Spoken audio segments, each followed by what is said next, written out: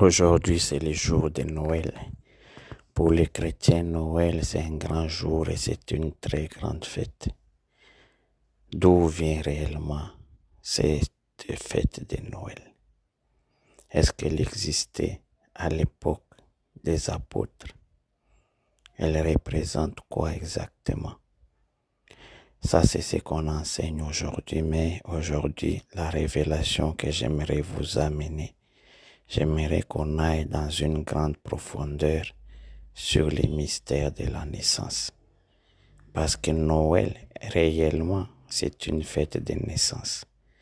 Dans toutes les communautés, quand un enfant naît, c'est une occasion de très grande fête. Généralement, on fait des fêtes, on est heureux. Chaque fois qu'un être vient sur la terre, c'est une occasion unique. Mais pour Noël, il ne s'agit pas d'une personne normale qui était venue sur terre. C'était Dieu lui-même qui avait pris la forme humaine. Cet événement a des répercussions qui ne sont pas seulement physiques.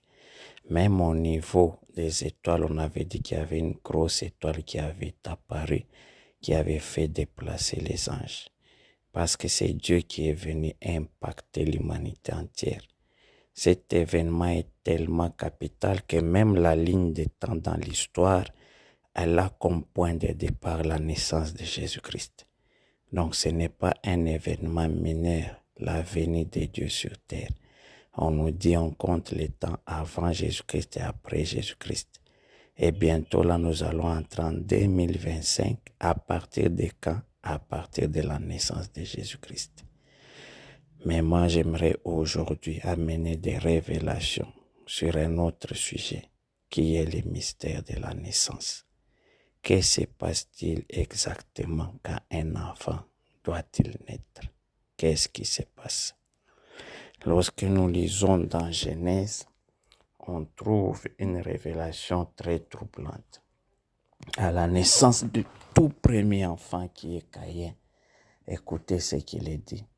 Genèse 4, verset 1. Adam connut Ève, sa femme, elle conçut et enfanta Caïn. Et elle dit, j'ai formé un homme avec l'aide de Dieu.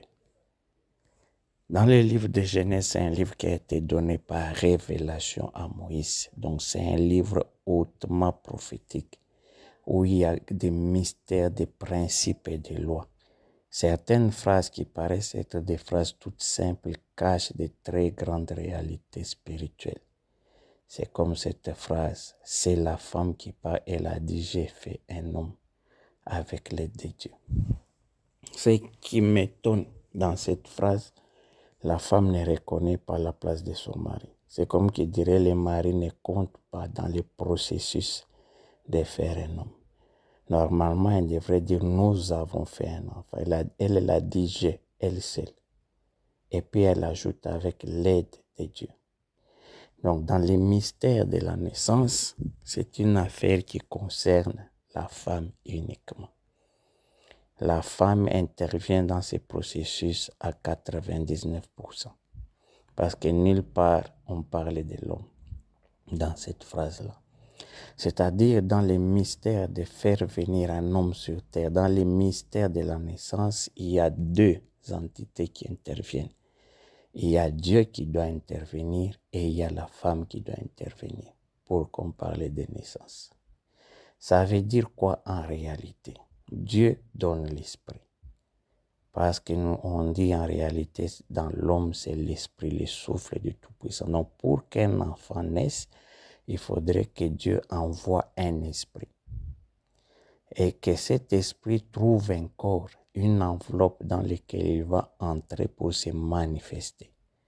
Et l'enveloppe, c'est ce que la femme produit quand une femme tombe enceinte et devient grosse pendant 9 mois, elle a un enfant. En réalité, si cette enveloppe est vide, il n'y a pas un esprit dedans, cet enfant ne va pas naître. Voilà pourquoi vous voyez certaines femmes ont fait des examens, tout est normal, mais n'arrivent pas à concevoir. C'est parce qu'il n'y a pas d'esprit. Pour qu'il y ait naissance, il faut qu'il y ait deux choses. Dieu envoie l'esprit et la femme fait le corps dans lequel l'esprit va s'exprimer sur terre. Et c'est le même principe qu'il y a eu à la naissance du Christ.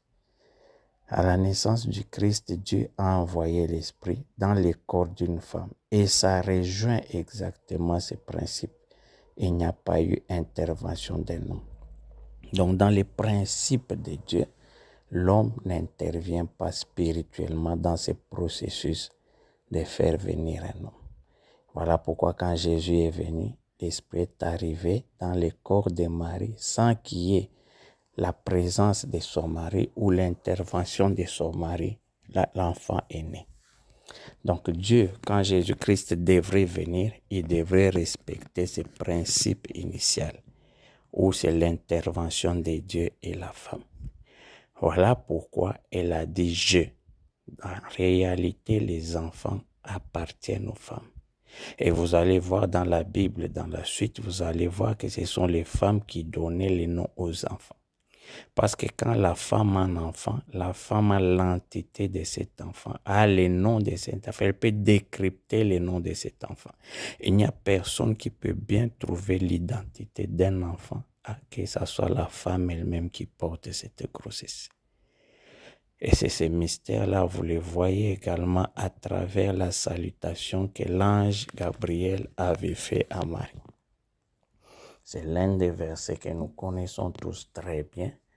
C'est Luc 1, 28. L'ange entra chez elle et dit, « Je te salue, toi, à qui une grâce a été faite. Le Seigneur est avec toi. » Je vous salue Marie, pleine de grâce. C'est comme ça que nous disons. Mais ce qui est étonnant, c'est la fin de ces versets. Il dit, « Le Seigneur est avec toi. » Avec toi où? Mais là, Marie était seule. Qu'est-ce que je vais vous dire en ce moment? Quand l'ange Gabriel est venu vers Marie, le Seigneur Jésus était déjà dans le corps de Marie. Voilà pourquoi il lui a dit, je suis venu t'annoncer que le Seigneur est avec toi. C'est-à-dire que l'Esprit de Jésus avait déjà été envoyé et était déjà dans le corps de Marie. C'est le mystère de la naissance. C'est-à-dire, Dieu envoie les esprits qui sont des enfants et ces esprits doivent cibler une famille. Un des mystères que vous devrez comprendre, certaines personnes pensent que quand on naît, c'est par hasard que vous naissez dans telle ou telle autre famille. En réalité, quand vous naissez, c'est vous qui avez choisi la famille où vous êtes né. Ça devient des mystères très profonds.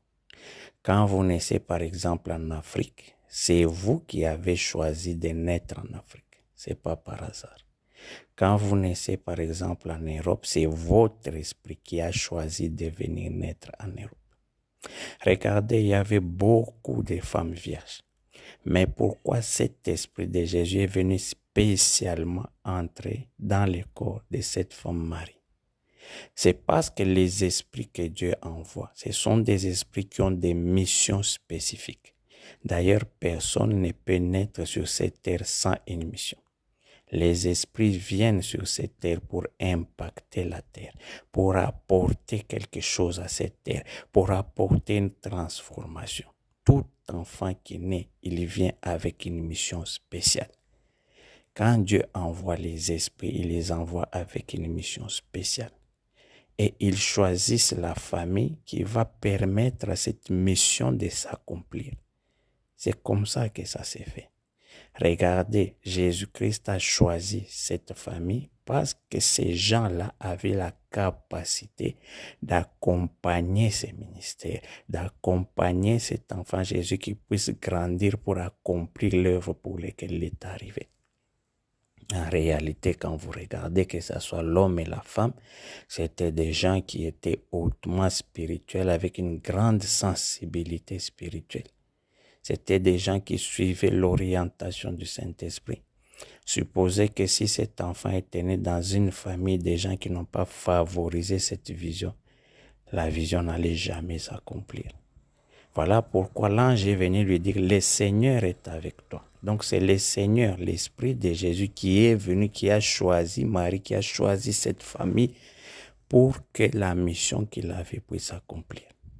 Donc chaque fois que vous avez un enfant qui vient de naître, c'est cet enfant qui a décidé de choisir votre famille. Certaines personnes se disent, oh, j'aurais dû naître dans tel pays, j'aurais dû naître dans telle famille. Non, c'est toi qui as choisi cet endroit en fonction de la mission que Dieu avait donnée à ton esprit. C'est toi qui as choisi les parents que tu as. Certaines personnes disent on ne choisit pas les parents. Peut-être que tu te plains de tes parents, mais ton esprit qui est hautement spirituel connaissait que ce sont ces parents-là qui sont compatibles avec la mission qu'il t'a donnée. Quand les esprits viennent, ils sont attirés vers des familles en fonction de ce que je viens de vous dire. Regardez, l'esprit de Jésus avait été relâché. Quand vous lisez dans Ésaïe, on dit un fils nous est né, un enfant nous est donné. Mais il a fallu attendre plus de 700 ans pour que cela s'accomplisse. Pour quelle raison? Cet esprit avait été relâché, mais n'avait pas trouvé une famille dans laquelle il pouvait venir, qui pouvait l'attirer, qui pouvait permettre à sa mission de s'accomplir, jusqu'à ce qu'il y a eu ses fiançailles. Il n'a même pas attendu le mariage. Au moment où il y a eu fiançailles, l'esprit a reconnu et dit, voilà la famille qui convient. Voilà la famille qui est compatible avec ma mission. L'esprit de Jésus est venu. Et quand l'ange est arrivé devant Marie, vous sentez qu'il y a beaucoup de respect dans cette salutation. C'est parce que l'ange s'est retrouvé devant son maître. Dans le corps de Marie s'est trouvé le Seigneur, son maître. Il lui a dit, le Seigneur est avec toi. Vous voyez comment ça fonctionne. Ce n'est pas Marie qui avait choisi, c'est l'Esprit de Jésus qui est venu. Donc, chaque fois que vous naissez dans une famille, vous vous plaignez, oh, moi j'aurais voulu avoir tel type de parents. Non, c'est toi qui as choisi les parents que tu as. Ton esprit a choisi parce que c'est eux qui pouvaient permettre à ta destinée, à ta vision de s'accomplir. Quand les esprits viennent, c'est eux qui choisissent. C'est pour vous dire que la race que tu as, c'est toi qui l'as choisie en fonction de la vision, de la mission pour laquelle tu es venu sur cette terre. Peut-être si tu es de race blanche, c'est toi qui as choisi d'avoir cette race. Ce ne sont pas tes parents. Et les parents ne produisent que l'enveloppe. Dans cette enveloppe, n'importe quel esprit pouvait venir y entrer, y habiter de n'importe quel enfant. Pourquoi c'est spécifiquement toi? Parce que c'est toi qui as une mission spéciale. On a dit Dieu envoie l'esprit, les parents, la femme produisent l'enveloppe dans laquelle cet esprit va venir habiter. C'est ça les mystères de la naissance. Chaque fois que vous voyez un enfant naître, il se passe cette association de deux choses. Les esprits, c'est eux qui choisissent, c'est eux qui décident où venir. Parce que ce sont les familles qui attirent une catégorie spécifique d'enfants pour une mission spécifique. On l'a vu dans la Bible, tous ces enfants spéciaux qui sont nés, ils ont été attirés spécifiquement. Regardez un peu Jean-Baptiste. Il a été attiré par cette famille parce que c'était des familles de souverains sacrificateurs. C'était des gens qui devraient permettre à cet enfant d'accomplir sa mission de prophète.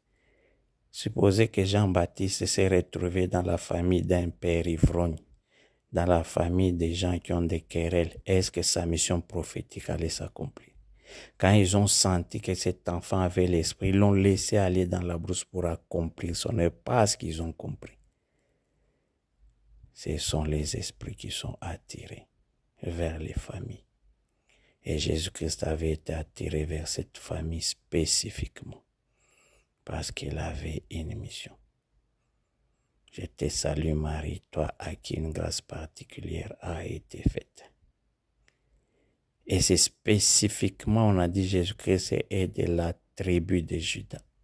Comment est-il de la tribu de Juda? Parce qu'il n'y avait aucun lien avec son père Joseph, qui était son père adoptif. Il est de la tribu de Juda à travers le lien du mariage. Parce que réellement, Jésus-Christ, c'est le fils de la femme. Ce n'est pas le fils de l'homme. Mais lui-même, il s'est appelé le fils de l'homme. Quel homme s'agit-il? Parce que si on va avec ces principes que je viens de vous dire, Jésus-Christ est le fils de Marie. Il n'est pas le fils de Joseph parce qu'il n'y avait aucun lien avec Joseph. Mais lui-même, il s'est appelé le Fils de l'homme. De quel homme s'agit-il? De l'homme initial, de l'homme que Dieu avait créé au début de Adam avant qu'il tombe. Parce qu'il avait donné la promesse à la femme. Ce sont les mêmes choses. Il a dit ta postérité va écraser la tête du serpent. Et Dieu n'avait pas dit votre postérité. C'est le même principe que je suis en train de vous dire. Dans le processus de naissance, c'est une affaire qui concerne uniquement la femme et Dieu.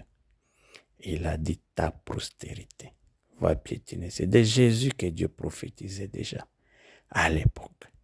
Il s'appelle Fils de l'homme parce que c'est le Fils de l'homme que Dieu devrait créer, l'homme initial qui est tombé.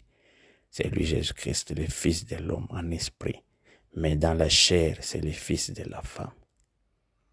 C'est ça le mystère de la naissance. Chaque fois que vous verrez un enfant naître, comprenez ce processus. Parce que l'homme est constitué de 3 parties. À la naissance, c'est à ce moment-là que les 3 parties se fusionnent. Lorsque nous lisons encore les versets dans Ecclésiaste, on vous décrit qu'est-ce qui se passe à la mort. À la mort, c'est la séparation des 3 parties. Ecclésiaste 12, 7, il est dit, avant que la poussière retourne à la terre comme elle y était et que l'esprit retourne à Dieu qui l'a donné. Regardez ce qui est dit. Donc ton esprit, c'est Dieu qui l'a donné. Le corps va pourrir parce qu'il va redevenir la poussière. Mais il y a une autre entité, je parlerai une seconde fois, qu'on appelle âme. Cette entité que Dieu va garder.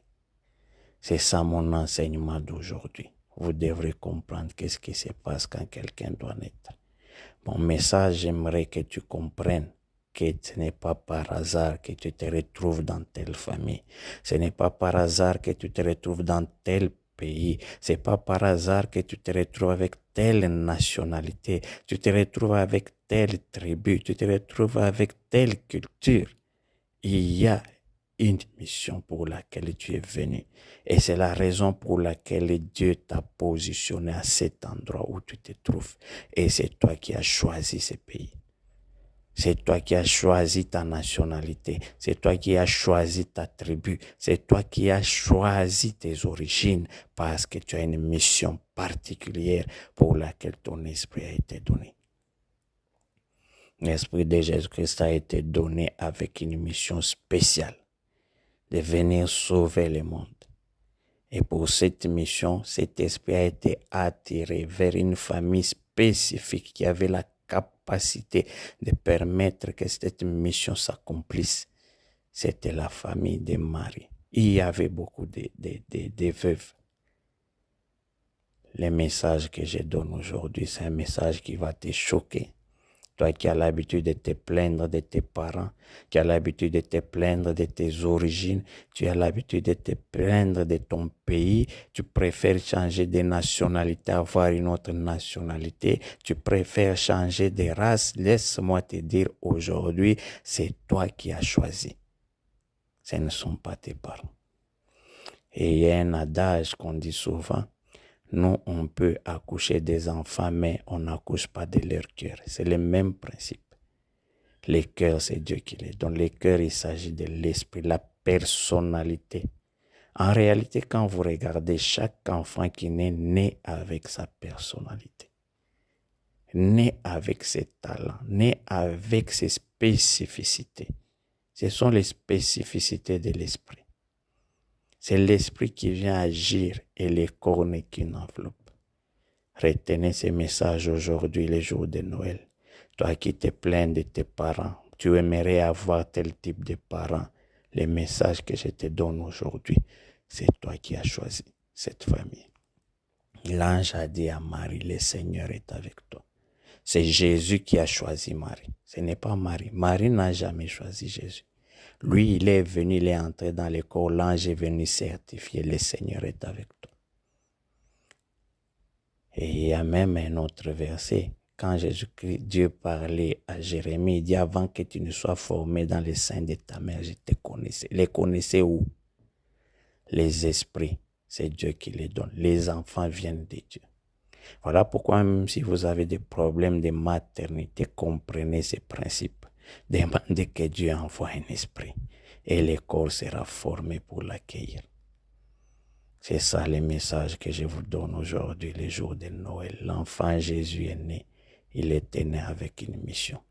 Toi aussi, tu te retrouves dans cette famille avec une mission spéciale pour impacter ta famille. C'est toi qui as été envoyé pour amener la délivrance dans ta famille. C'est toi qui as été envoyé pour apporter la lumière dans ta famille. Cesse de te plaindre de ta famille, de ta tribu, de ton pays, de tes origines. C'est toi qui as été envoyé pour apporter la délivrance.